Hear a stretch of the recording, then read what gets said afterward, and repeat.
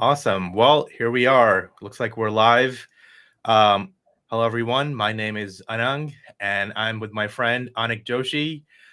We're two professionals in the public affairs realm in Washington, D.C., and we both happen to be Indian as well, Indian American. So we're going to talk about some issues related to India. And this is like episode 2 of our podcast or our live stream broadcast, wherever you want to call it. So we'll just take it from there. So I think we're going to start off talking about the elections coming in India, upcoming elections in India in 2022. And these are the state elections. And so if we go over to a graphic that I have, we've got elections in a few states: Punjab, Uttarakhand, Uttar Pradesh, Manipur, Goa.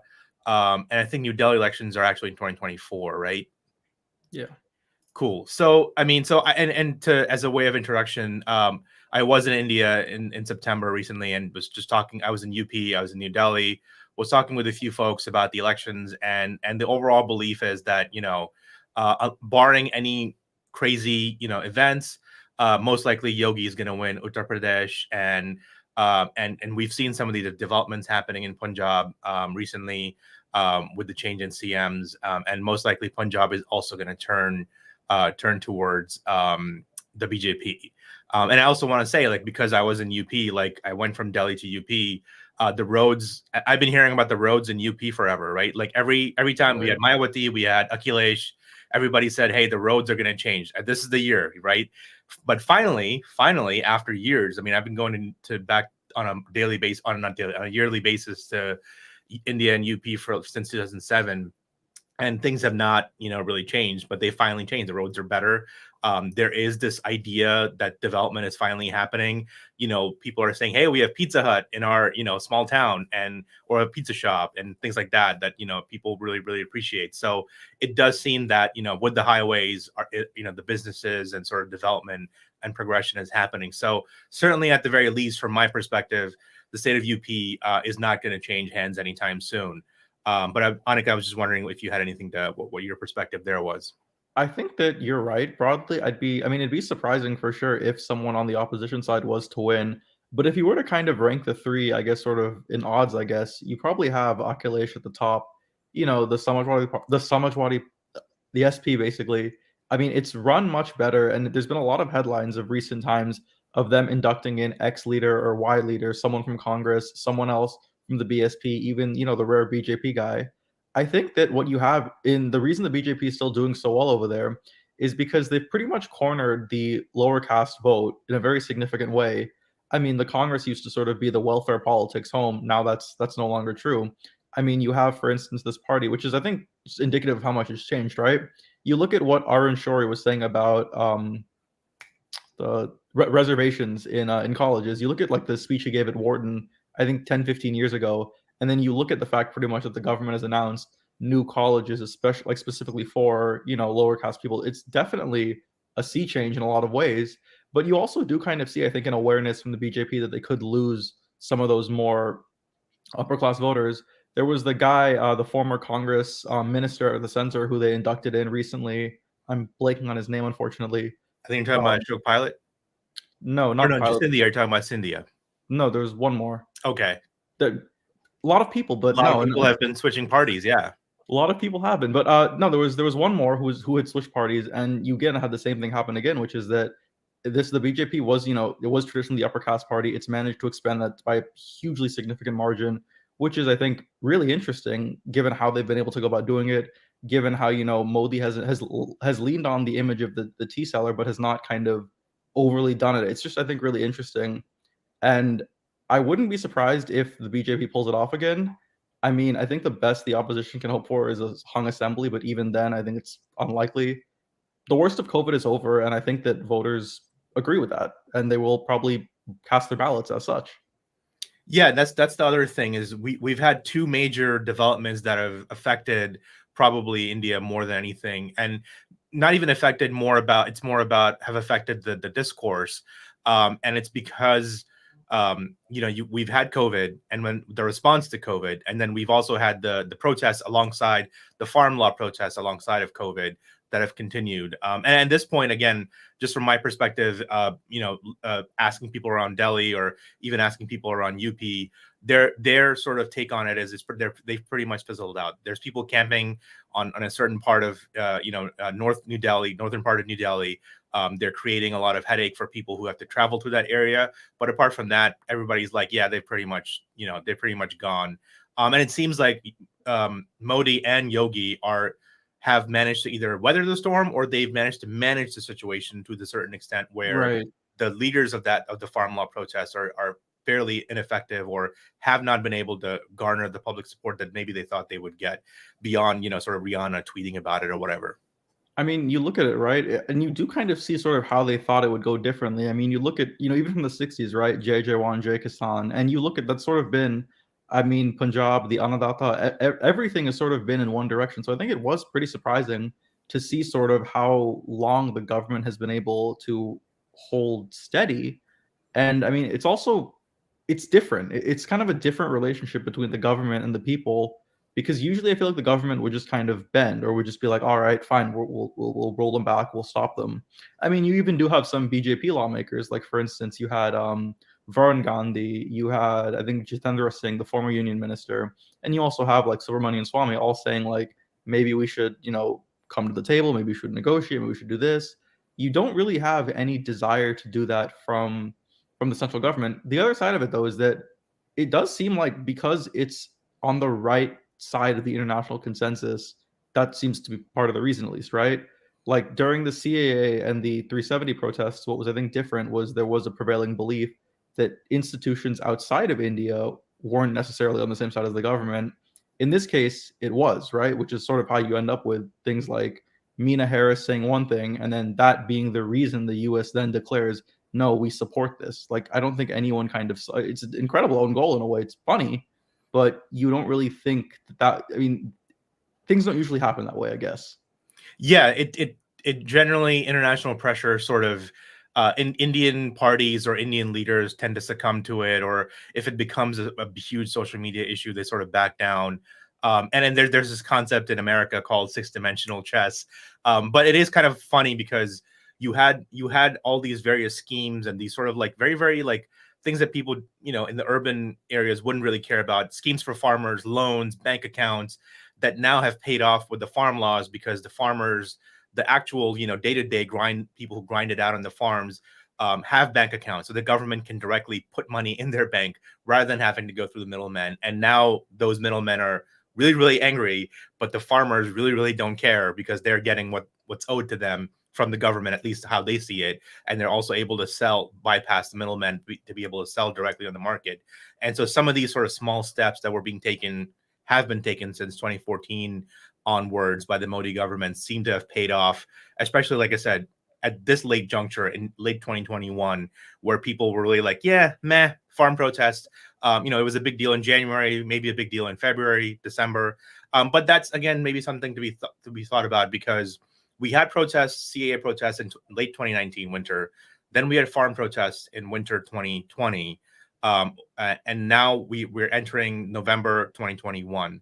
Do you think that there's going to be a resurgence? I mean, one of the leaders, Ashok Tikait, he's absolutely, saying that if the government doesn't back down by November, we're going to start this thing all over again.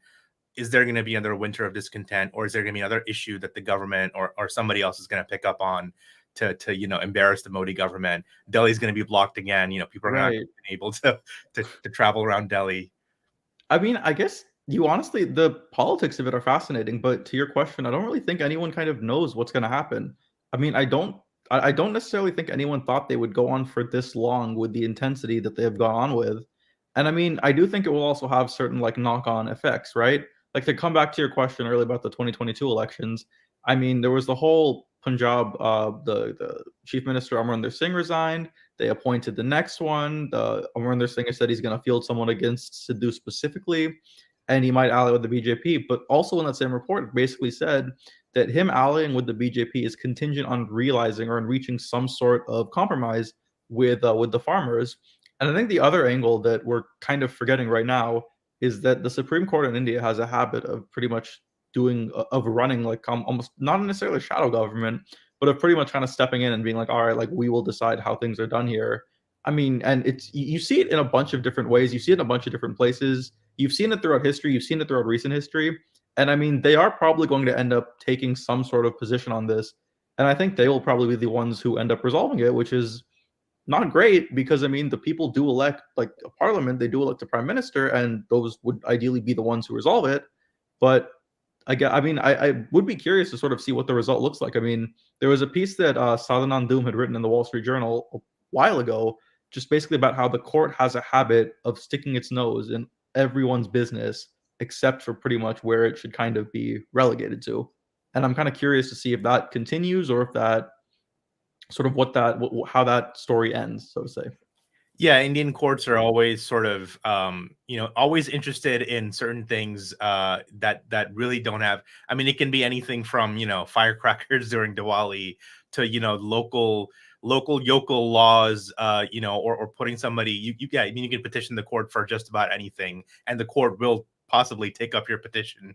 And yeah, I mean, it's how you end up basically with one guy suing Netflix, and then the court saying, "All right, we want the head of Netflix India to come give a deposition," and it's like I think he has better things to be doing right now. I'm sorry, like Yeah, yeah, that's one of those things where I think people in India have a different view or a different respect of the courts than maybe people even in America, where the court doesn't really interfere with minor issues like that, right.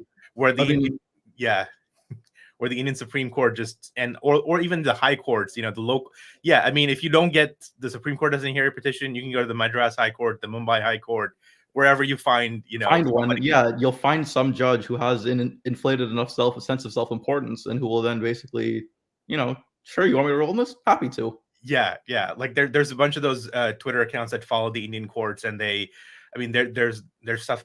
There'll be testimonies from judges about like how history books should be written. Like, okay, maybe a little Everyone's too much. You doing guys might want everyone's to push job it but back. your own, right? Yeah. So like let's move on to another topic which is related to this. Oh yeah, Simon Miller saying they banned PewDiePie's song, which is hilarious. And then Simon also said it's Jitin Prastad, the guy who switched to BJP. And we'll get to some of the other questions and comments later. So let's talk about Prime Minister Modi. He's in Rome right now, I believe, or he might be returning from the G20 summit, Right. which I think is pretty much just about climate change and various sort of you throw coins in the Trevi fountain, you have some Italian food, and just generally just hobnob around with your world leaders and sort of say some nice things about each other. But how's Narendra Modi doing lately? I mean, I thought the 2070 announcement was definitely pretty interesting. It's also pretty ambitious. I mean, it is still like India is still a developing country, and it is to have that kind of a goal. I mean, obviously, it'd be nice. I mean, I think part of the thing is if other countries want it to be quicker, then there has to be more stepping up to be done by other countries, by first world countries to help guide these emissions. I mean, you look at, for instance, the civil nuclear deal, right? There are provisions, I believe, in there to help India spin up nuclear energy facilities. And I mean, there's more than enough trained Indians in America doing that work. There's no reason there couldn't be the opposite. But again, that would take like investment. So I think that he's right that the Western countries do have something of an obligation because I mean they were the ones who did I mean, look at how long Britain has been polluting, for instance, right? Look at what India's factories were. I mean, India's factories didn't really spin up well after that until well after that already started. So there is definitely, I think, an imbalance. At the same time, though, I do kind of worry that this idea of looking in such a way that we only look at sort of your cumulative emissions. I think you could miss that. For instance, China and India do have problems today. There's a way to help them, but I think you do still need to recognize that that's still a relevant thing to state and to work with. It's not a thing to say and then all right, I guess we can't do anything about it, but it is still worth addressing in some way. Yeah, I mean, I think from some Indian commentators, they point out that per capita emissions, reveal actually, who actually pollutes a lot more. And there's always that back and forth because Right. Western countries say Asian countries need to do more, and Asian countries say, hey, you guys are the ones, outputting most of the carbon and that kind of stuff. So I think that's going to be it's always going to be an ongoing move, and I think in the sense of paying lip service as much as possible to some of these things, I think that's a good thing. Some of these are diplomatic overtures. You want you want to appear to look good on the world stage, you want to be seen to be doing certain things, but ultimately, there's a bit of a play here. There's a bit of a game going on here. At least in my opinion, where you do want to focus on the development side of it. Like, let's not let development, environmentalism get in the way of the development. And as much as you can, sort of square that circle as much as possible, you want to do that. And I think that's kind of what some of these things about India still being committed to Paris agreements, things like that is kind of interesting. And again, it's kind of like the UN. Maybe it doesn't do the best things for everybody, but it's worse to be out of it than to be, than Right. to sort of antagonize it. So, and we've seen that from the last 4 years, how that's turned out. So, Right. I mean, I guess the other side of it at the same time is that, like, India is trying to kind of drive strategic cooperation with Western countries in a much more real way than they ever have before. And I do think that climate is going to be part of it. And I think more than that, climate can also have knock-on effects in other ones, right? Like, I think it's important, for instance, to get military cooperation up there. But as far as like a good kind of starting point, or not starting point at this point, but as a good kind of notch on the belt, I think that this kind of further development, further assistance, whatever, like further bilateral, multilateral, whatever you want to call it, I think it has a real value in that dimension too, right? Because it does kind of demonstrate a seriousness and a willingness to cooperate across the spectrum, which is something I think is nice and is different than most Indian governments throughout history. yeah, like, I think a lot of these things should be taken at a certain level of face value, but then also with keeping the idea of development in mind. There's no reason why you can't have development and have a good environmental policy, but like I said, I think for certain folks who are in the environmentalism mindset, for them any development is bad, right, for the Right. environment, and that's where probably countries like India and other countries would say, okay, thank you, but no, thank you. But onto Prime Minister Modi, I think overall, how do you think he's fared this year? How do you think he's been doing lately? Where are we on the the Modi opinion poll, positive, negative? Where are we on that? I mean, I guess one thing that I would say that he is still kind of enormously benefiting from is there really is still no kind of pan-opposition leader. I think the Congress Working Committee was supposed to have elections, but I mean, they're supposed to have had elections for many years now that have not actually happened yet. And I mean, I think to that extent, right, as long as it's you versus some other leader, if you're popular, that's great for you because then you become more popular. If you're unpopular, it becomes a pain in the ass because then it's, you versus generic politician. In this case, though, like the generic politician works to his advantage. There is no pan-opposition leader. I mean, you have kind of Mamata Banerjee trying to launch the TMC in places like Goa, in places like Manipur for the upcoming elections. You have her inducting in former Congress leaders like Lucinzo Falero in Goa, and you have like other similar versions happening in across India, but you still don't really have a pan-India party. And I mean, I think probably one of the problems here is that that's not an easy thing to spin up in a country of a billion people. I mean, Congress had a head start. The party I think was founded in the late 1800s, right?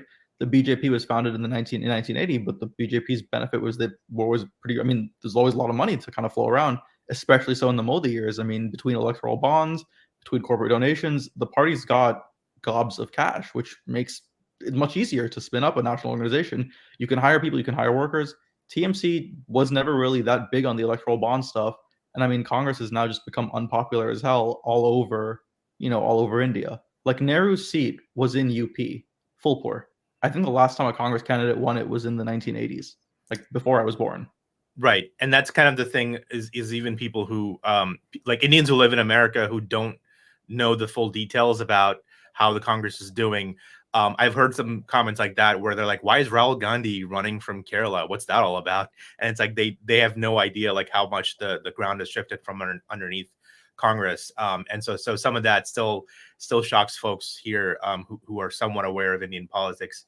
Yeah, I mean that's funny that you didn't even mention AAP.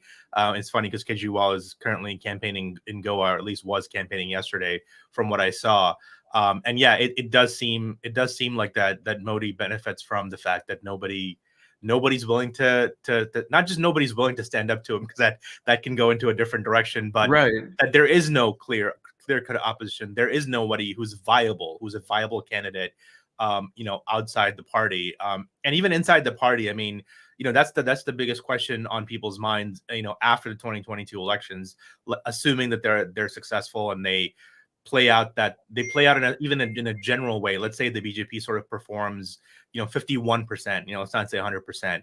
Even a 51%, a C minus grade would most likely mean that Modi is positively set up for 2024 general elections, and he's going to be the most likely candidate for the 2024 general elections. What do you think about that? Do you think Modi's going to run for a third term? I think he might. I think he probably will run for a third term. I would be kind of surprised if he did not. I mean, it did kind of seem like Nehru won 3 terms. Modi will also want to win 3 terms. I think the more interesting question, though, is about whether or not he chooses to resign after the fact, because the BJP has always had kind of, you resign at age, I think 75 is the magic number. Right, there's a That has cutoff. not that has not been, I mean, that's not really a thing in other parties. I think it's not really respected. I mean, I think it's to what degree it is respected does depend on your closeness to the current government. You look at, for instance, Advani, he was pushed out much more quickly. Um, I don't I don't know if he would I don't know if he would wanna run and stay for the full 5 years. You would think maybe he would wanna resign, give someone else a chance to try and run on incumbency, run on being able to achieve a couple of things. The other side of it, though, is, I mean, the guy does have an almost unreal cult of personality around him, unmatched in a lot of ways in, I think, Indian history. Like, I don't know, I just find that very, very personally interesting, that Yeah, even if he resigns, he will most likely be the grand old, kind of like the Pope emeritus, right? Even if he's back in Gujarat and sort of hanging out and with his mom, he'll still come out and say certain things or try to affect the elections. I don't think he's gonna be completely willing to give up the entire apparatus that's been built around him. And that's sort of the bigger question, is that who does, is it going to be Amit Shah, is it going to be Yogi? I mean, I think most people, like I said, I was just in India. I think a lot of people do see Yogi as a presumptive successor, but that does not mean that's only people in North India. Obviously, if you talk to people in other parts of India, BJP folks, they'll say it might be Amit Shah, it might be other folks in the party, and that is a thing. I think that is like how would you say it? There's a certain feeling that the BJP has a huge farm team. So if and when Modi does gracefully, hopefully that's the hope, step down, there's probably going to be a lot of people vying for power, but there's certainly not going to be a shortage of leaders, which possibly for Congress is the biggest problem. I mean, the other side of it, right, is that to whatever extent there is a shortage of leaders, I think there's always going to be new people willing to jump ship. I mean, you run where the party is, not where you necessarily are. And I think this is just another example of that, right? Like in the 50s, everyone was running as a Congress candidate, no matter what they actually believed. Because if you wanted to get elected, you had to win that primary. Now I think it's going to flip in a real way, right? Did all the people in the 50s really believe in kind of secular socialism? I don't think so. I mean, you look at, for instance, the people who they had as chief ministers of the United Provinces, they probably didn't, and I think that was fine. It was a huge Big Tent party because it was the only game in town. If you wanted to be elected, this is how you get elected. Now, again, if you want to be elected, this is the party that you will need to run in. These are the votes you will need to win. I think whether or not people have internalized it is one thing, but I think it's definitely happened for sure. Like if you run as a Congress candidate in most of India today, you will face a massive uphill battle that you probably could avoid if you run as a BJP candidate in different parts. And I think, you know, why wouldn't you? Right, that makes sense. Good question from Simon Miller that I think I want to address, which is that, do you think AAP is a legit contender to BJP? They're very popular amongst the liberal population in Delhi and Mumbai. I wonder if you want to take that, and I'll I answer mean, that maybe. there really isn't much in the way of competition, right? Like maybe they could compete in some marginal states, but you look at, for instance, like if you look at the map, the electoral map in India, the big ones are your Bihar, your Rajasthan, your UP, your Gujarat. In none of those, I think the AAP will be a legitimate contender on the federal level, because no one is really interested in, I think, voting for, like, at best with Kejriwal, you'll get one thing. either you'll get kind of the soft BJP side of him, the side that wants to send, you know, the elderly people to Ayodhya on that program they have for. I mean, I think your grandparents probably know. Yeah, the same one. Yeah, like That on the one. public dole, essentially. Either you'll get that side of him, or you'll get the side of him that fights with, you know, the center about distribution of X, Y, and Z. You don't know what you're gonna get, I think, and I don't think people are necessarily interested in that, in dealing with everything that entails. If that Yeah, makes sense. AAP very much. I mean, at this point, I know that Kejriwal wins in New Delhi, and he's somewhat popular amongst certain urban centers. But AAP very much reminds me of the Lib Dems in the UK. They're very very niche. They're for a very very specific set of folks who are you know not really interested for whatever reasons in the BJP and can't really support the Congress, or are not interested in the Congress and can't really support the BJP for whatever you want to say, ideological or doctrinal or personal reasons. And so those people are typically found in the urban areas of New Delhi, depending on the demographics of New Delhi, and then maybe the demographics of Mumbai. Folks who cannot, they can't be seen to be supporting BJP, and they would never support Congress. And so they sort of go for AAP. It's very much the Lib Dem style. And then they sort of suddenly look around and realize during election time that literally nobody in the country wants things the way that they do.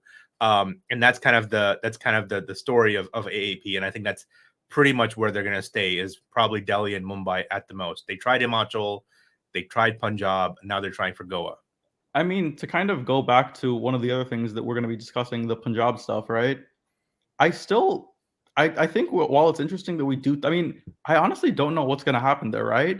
Because for I think the BJP to win there, and to sort of bring it back, like the AAP, I think was in contention in a very serious way over there, and then all of a sudden they weren't, you know, like with all this news that's happened. But I still think that there is a chance. I mean, between the AAP, between the captainless Congress, and between sort of the captain and BJP, if they are able to stitch up some resolution of the farm thing acceptable to him, then I think that you're talking. Then I think you're probably right that the BJP wins. Absent that, though, I mean, the Congress kind of the whole Dalit route for the chief minister, you do wonder whether that'll end up panning out in the longer term. Because I think that like the BJP winning there is incumbent on then stitching up something with Amrinder Singh. He said that's only going to happen if the farm thing is resolved. Takeda saying the farm thing is not going to be resolved. So I think you still have all these variables that are up in the air that still do need to be determined. Will they become like an alternative nationally? Now, probably not. A few decades from now, maybe. Yeah. Well, and then that's also the question: is will Kejriwal ultimately be the end up being in command of the AAP? Maybe that's as it may be, but certainly in the inception of the AAP, there were a lot more leaders who are now currently either disenchanted, sidelined, or part of other parties. And so, yeah, who knows in the future if BJP wins in 2024 and Congress continues to be marginalized. I mean, at some point, there has to be some level of what you would call a natural opposition. Somebody somewhere will figure out a way of opposing the Congress. I don't know necessarily that opposition to the BJP is going to come from the sort of winter of discontent protests that happen or seem to be happening every year since 2019.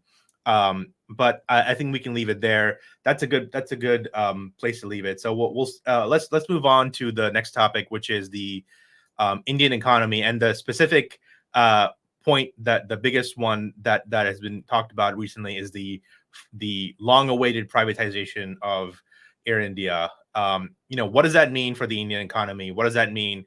There's been a lot of talk about future, whether this means that other things are going to start happening, other reforms are going to start happening. Is this a new sea change, right? You read the Wall Street Journal. This is like hope, as much as the opinion columnists can put pressure on the Indian government by saying this is exactly what needs to happen.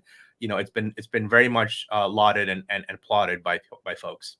It's interesting too if you talk to like the Indians out here who remember, like I mean, I'm sure your parents probably do have some memory of flying the old version of Air India, the the pre-nationalization version of it. My dad does too, and he's told me, like, when I told him this is happening, he's like, "Oh my God, the flight's about to become unreal as far as service goes. Like, they're about to become much better." But I think it's also indicative of, like you said, sort of there is more of a market influence on the government. We use Wall Street Journal columnists, but I think like that whole shift is pronounced, right? When is the last time that you think the Wall Street Journal's the editorial board of the Wall Street Journal had their preferences enacted by a sitting Indian government?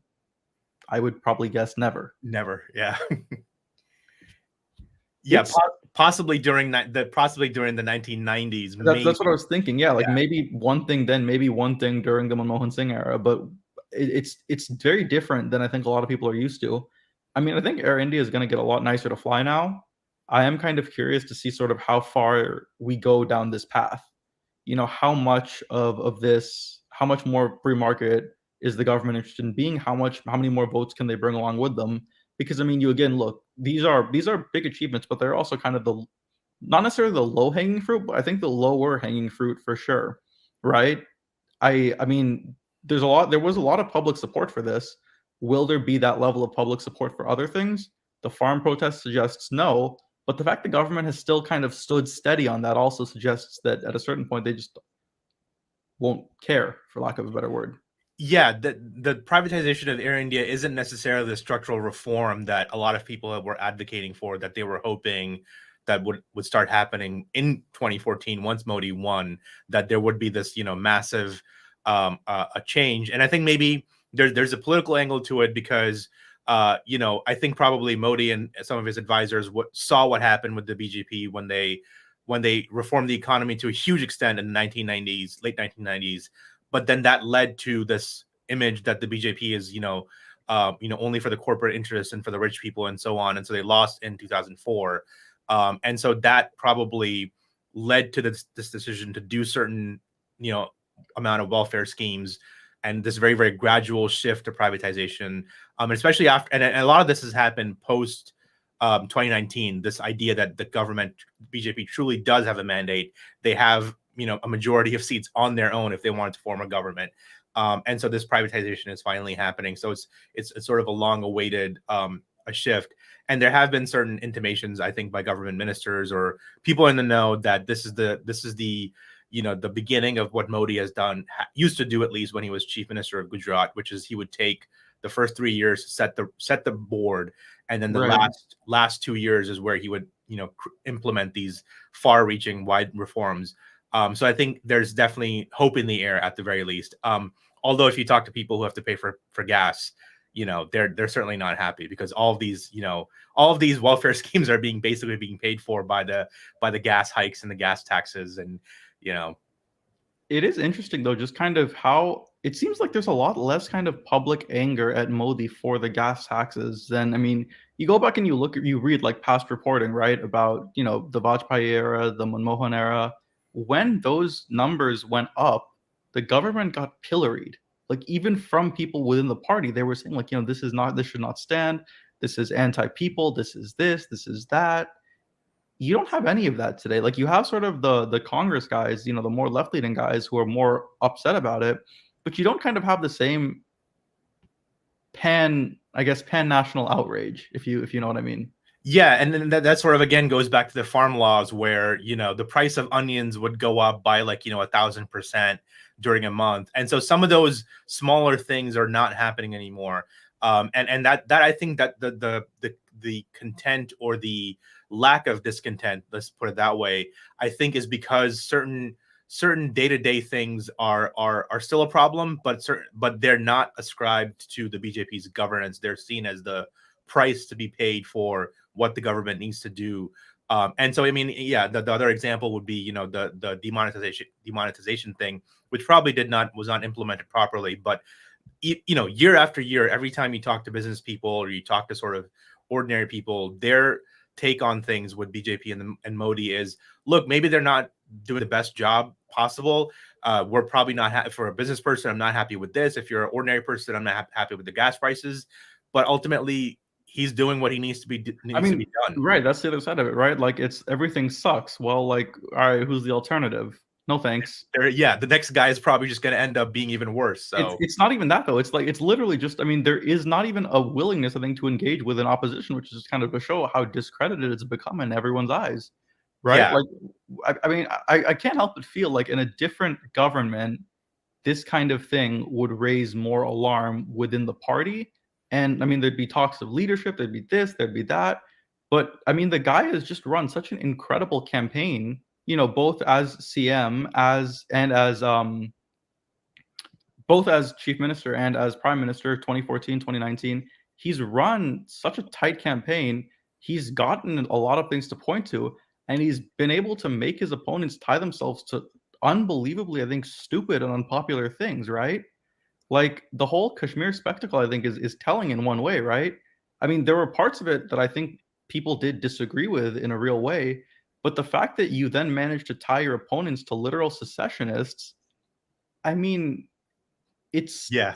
it's incredible. It's really incredible. Like that's the only word I think that accurately describes it.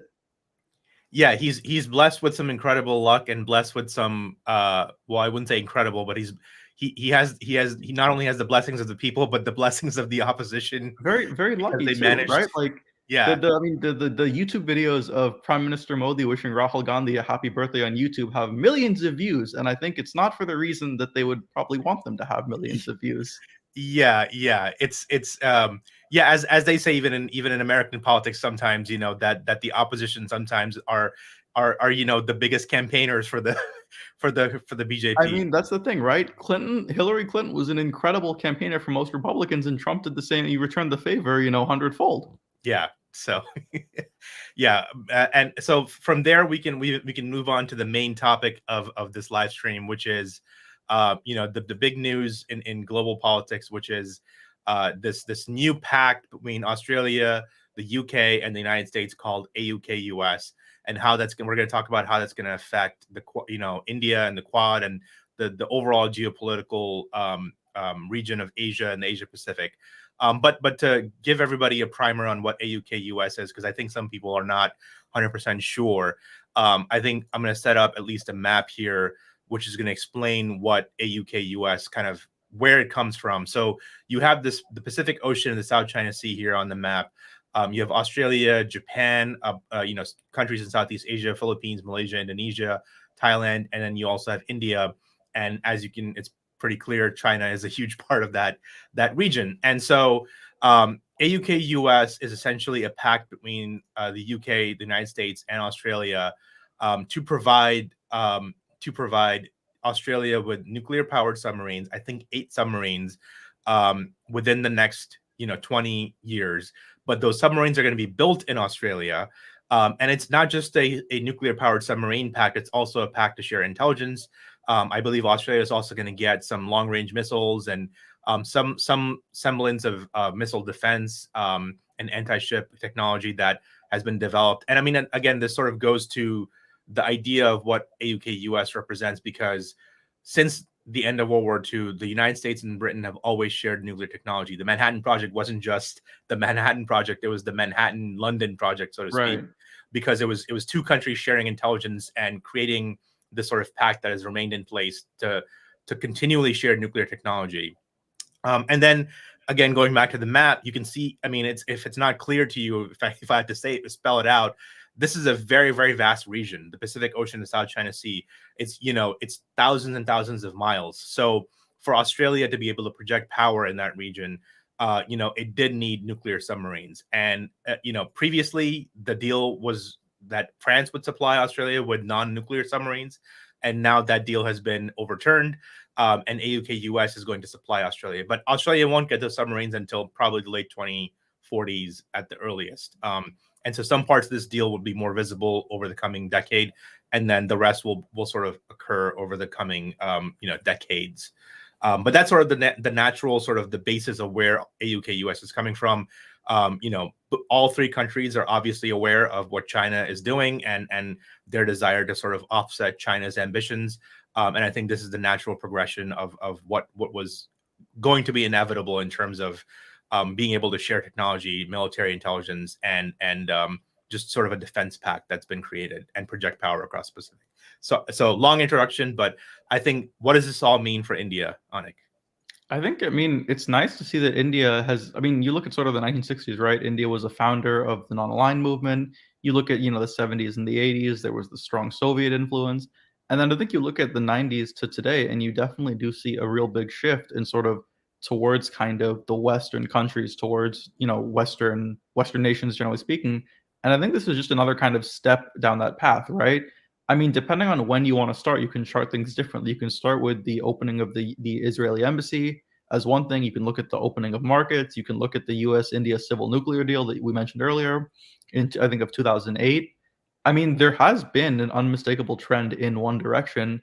And so, in one sense, it does make sense that this happens. On the other side, is that India has kind of, as I mean, I think historically not really been a big fan of these alliances.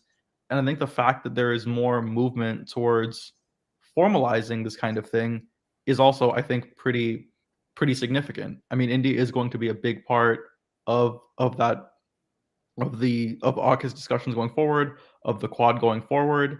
And I mean, I think it's about time in a way, right? It is kind of the China relationship has been bad since the 60s. You look at recent territorial skirmishes, you look at Ladakh, you look at the stuff that's happened over there, the fingers in Pingangtso, and you see kind of a more belligerent China. It does almost make sense then that India would want to step up and defend its territory, and in some cases have some assistance with doing so, which makes sense. Yeah, and again, there probably needs to be a bit of a clarification because you have AUKUS, which is a pact, and then you have the Quad, which is a very sort of informal agreement between Japan, Australia, United States, and India, and to project power or sort of share power across the Pacific Ocean and sort of uphold, as they say, the international rules-based order. But really, it's mostly to check China, China's ambitions across the South China Sea and in the Pacific. And yeah, so it's kind of what's also interesting there is that to me the AUK-US pact reminds me very much of the Indian nuclear deal that was signed in 2007 between Manmohan Singh and George Bush, which was sort of intended to signal that India, would be getting, is sort of coming into the Western sphere, if not 100%, at the very least, being more closely aligned. And probably, there has been the response to AUKUS from Indian officials has been either sort of downplaying it or sort of a little bit of sort of annoyance because India during the 2007 pact had asked the United States for nuclear technology, for nuclear propulsion technology, and they were turned down, and they have been turned down at most, I suppose, whenever those talks have come up. But it does make sense because the United States has agreements in Australia to post Marines, that the relationship is a lot closer. There's an alliance there. India is not officially aligned with the United States. We're a friendly nation, or India is a friendly nation to the United States.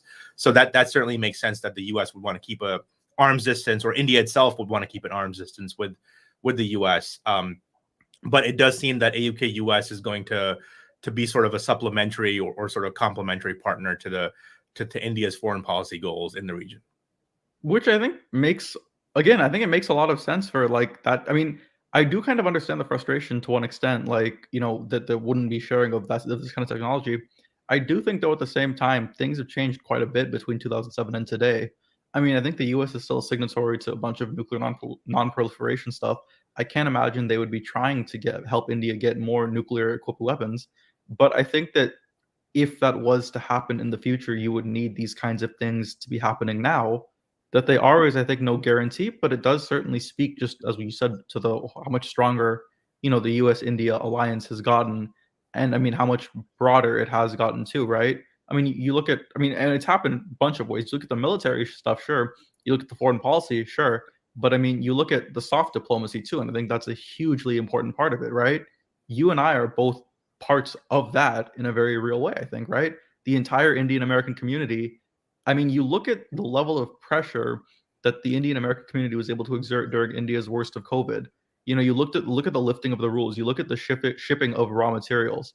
I mean, it doesn't always speak with one voice. There are people trying to change that, but I mean, it's a very politically important community that I think has been driving a lot of these things.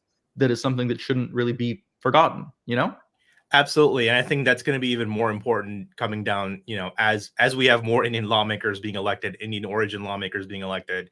I think that's going to be a natural constituency and a natural sort of lobbying effort, as you said, soft power, and that's something that's very interesting. And I'm not, I'm not trying to ascribe any aspersions, but I do think that the India-US relationship is going to be a lot stronger in the years to come. And so that is going to pay off dividends maybe more in the long term than something like AUKUS, which is really sort of capitalizing on a relationship going back to World War II, even before that. So it's going to take some more time for India to sort of come into the fold. And that's, again, sort of up to the Indian people as well, because they maybe are not as friendly with the U.S., especially some people in the foreign ministry, or whatever you want to call it, the sort of the natural bureaucratic, impetus that is there. Certainly, if you talk to the military folks, they love American equipment, rifles, helicopters, anything they can get their hands on, they want. There was a really interesting tweet from Jeff Smith at Heritage, the South Asia guy, and he made a point, which was basically that there was a picture, I think, of Jaishankar and a couple of other people. I think Jaishankar's team meeting Blinken's, I want to say, and his comment was, "I have met every single person on that side of the table except for one." Like, just in terms of how far, kind of how far the diplomacy has come, how far I think the desire to engage has come too, right? Like, that wasn't always, you couldn't always count on that being true, that you would have, a heritage think tanker with that level of access to Indian officials. The tweet got, I think, a couple thousand likes because most of his India stuff does very well with the people back home.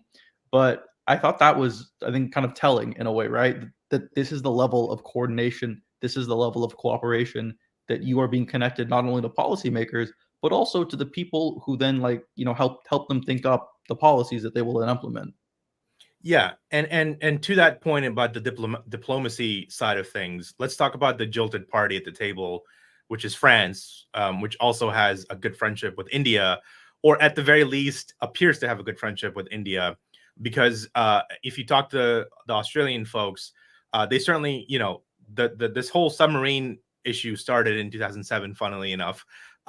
And at that point, because a lot of this had to do with, to make a long story even longer, a lot of this goes back to the 2004 tsunami that sort of created a very informal civilian friendship between certain countries in the South Pacific. And that translated into, Shinzo Abe, Tony Abbott, Modi, and even sort of, those folks being more friendly to each other during that time. And then that sort of, Shinzo Abe and Tony Abbott creating that the submarine agreement, which then France undercut in 2011, I believe. And Japan was cut out from that because they weren't that good at lobbying, because they aren't really an exporter of weaponry, or of material like submarines. And then France has now been undercut, and very, very publicly so are angry at the United States and the UK sort of cutting down that deal. But if you talk to folks in Australia, the belief or the implication is that, hey, those submarines nobody knows when they were going to get there, the French submarines. And, it wasn't exactly the best deal that they could have hoped for. The timelines were all skewed. And so it was better for them to create an even longer timeline where the submarines were going to be created or produced in Australia versus in France. I mean, you look at sort of the long-term implication, like the French thing, right? Would you want to kind of go for tech that will probably be outdated by the time you're taking purchase of it? Probably not. I mean, was it a nice thing to do? No. But international relations has never kind of been predicated on doing what is nice. You do what is nice, you will find yourself thrown out of office pretty quickly because you will have pissed off all your constituents, which, you can't. I think, it did create a real kind of problem there. I mean, you had Macron saying, "I don't think, I know," when they asked him, "Do you think Morrison lied to you?" Which obviously is not ideal. But at the same time, it does sort of seem like the kind of thing that will get papered over, just in terms of the fact that there is a strong, there was a reason all this was being done. That reason has still not been addressed. So it does strike me as also, maybe when there isn't an existential threat on the Indo-Pacific, then we can come back and hash this one out, and then we can make sure everyone's feelings aren't hurt. Until such a time, however, it does seem kind of second-rate importance, I would say. Feelings are important, not that important. Yeah, and ultimately, at some point, the French will get over it, because the French have to get over it, because they also have interest in that region, and if they want to work with folks, they're going to have to work with the UK, the United States, and Australia and India. And that's sort of the other thing is we have this, and I've sort of intimated this even regarding the climate stuff, where again, just my perception, it does seem that Europe is sort of this, again, AUKUS, right? So this whole pivot to Asia is finally happening, and I think Europe feels left out, and so even this undercutting of France just cements it even more. And so some people have also said that possibly this means that France will try to have the EU extend itself into the Pacific. I just don't see that happening. I mean, it's always right. The subtext of a pivot to the Pacific, if you pivot to something, like definitionally, you pivot away from something else. Right. It was always kind of, I mean, I feel like it was always kind of known that that would mean a pivot away from Europe and the Middle East and towards Asia. I mean, I think now people are realizing what that exactly means. Now there's a little bit more kind of anger over this. But at the same time, right, you do kind of need to go where the future is, right? I mean, newsrooms shouldn't, the need for a foreign bureau in Rome, in London, in these places is not as real as it is like in a place like Singapore or in a place like Mumbai. You want to be where the action is, not where the action was. And I think that just kind of hurts a lot of people because this has been where the action was for a long time. Like that was exactly that. Like for a long time, these European capitals were very important. This isn't to say they're not important now, but it is to say, right, the future is not in Europe anymore. It hasn't been for a while. Still not today. Yeah, and as Trump would say, sad. It's yeah, and this is again where the biggest allies in NATO or the biggest contributors to NATO were either the Eastern European countries or they were countries like Britain. Certainly, France had pulled out of NATO in the 50s. Right. Germany certainly wasn't paying its fair share. And I think that's funny because, as much as people dislike Trump's brand of diplomacy, I think if you talk to Biden officials on the quiet, they certainly wouldn't have any different opinions that Trump's foreign policy folks had about NATO, that, Germany and the other countries signatories to NATO aren't paying their fair share. I mean, it's the complaint that works both ways, right? You complain about what NATO's doing. Okay, are you funding it? No. Great. Then, I mean, for lack of better words, then be quiet. Like, if you want to step up and fund it, by all means, like, then you will have more of a voice. But up until you do that, I think it's a little bit rich to both expect someone to subsidize your defense and then for you to, like, kind of opine from the peanut gallery about how you're doing X, Y, and Z wrong, right? It's the Roosevelt thing, right? The man in the arena. You want to, I mean, you want to make those complaints? Absolutely fair. Step up and do something about them. Yeah, the stakes are higher in other places, and so that's where the United States is going to be paying, money and attention and investing in those areas. And again, sort of to even get further into the weeds about this, because this is I do think this is India related. I do think certain folks, like I said, certain folks in India have blinders on, and not even blinders. They just sort of willingly, want to believe in certain things. So if you look at the submarine deal with Australia that France had, and the discontent or the sort of the disappointment that Australian defense officials had with that deal, how it was turning out, whether the production was going to be, ramped up or not, the timelines. And then you look at the Rafale deal. There's a reason that the previous production deal was scrapped by the Modi government, and they decided to just buy the fighters outright, the Rafale fighters, rather than waiting for the timelines. Because and that's something that people in India do. I do feel that have to understand. Yes, France is a friend to India, and France is always going to be a friend to India. But in the Indian defense officials not all of them are complete idiots. They understand what it means. They've been through this with Russia, with continual changing of timelines, more expenses on top of expenses, which is why they decided to just outright buy at least a certain level, squadron level of fighters, so they could have fifth generation technology if it came down to a war or any kind of conflict. And so that's something that people do have to understand, that the future, these technologies are very complex and they're very, very hard to create and maintain and service. And so there's a reason why Australia chose the United States as a partner, and most likely in the next 10 to 20 years, that is probably going to happen with India as well. And there's probably no other person or country that can make that happen for India to meet the needs that India has in the Pacific and in the Indian Ocean. I mean, you also kind of see rumblings of that to begin with, right? To go back into the weeds a little bit about some of these things, there's an American law. The abbreviation is CAATSA, and it basically slaps sanctions on people who are buying Russian weapons. It came about in, I think, spring 2017, around the time back when the Trump Russia thing was very hot. And then that law, basically, the one kind of continual worry has been that it will be used to whack India with, because India is a member, like India is, an American ally in some ways, but they still do buy Russian weapons, the S-400.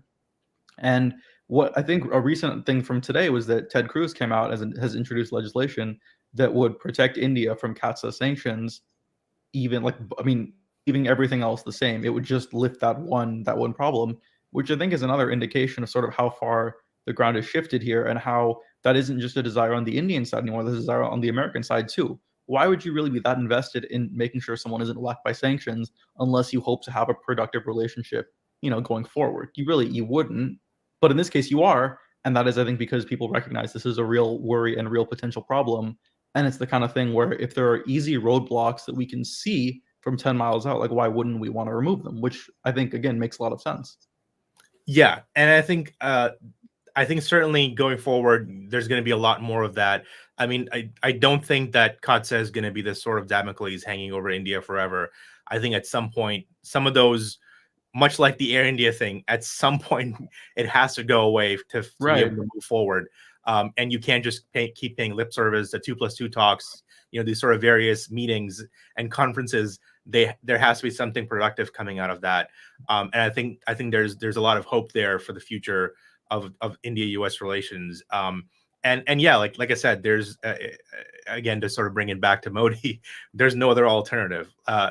India cannot operate on its own in the Indian Ocean and in the South Pacific, or just in the Pacific region by itself. I certainly, don't think that that Russia is a player in that region. Right. It's not going to be a player for a very, very long time, and so you have no other alternative but places like countries like Japan, US, and Australia that are already allies of the US. Right. I think that's absolutely dead on. Cool. Well, that's pretty much it. I think we got a good hour in there. Is there anything else that we need to be watching out for? Anything else on the horizon coming up that's India related? Nothing comes to mind. I mean, there are the elections coming up. I believe there are a number of bypolls that are going to be happening between now and then, although there's always kind of the worry of trying to read too much into them. I believe when Yogi was made chief minister, the Gorakhpur bypoll was lost by the BJP. There was all this talk about this harboring a big wave, and then you saw the elections, it didn't.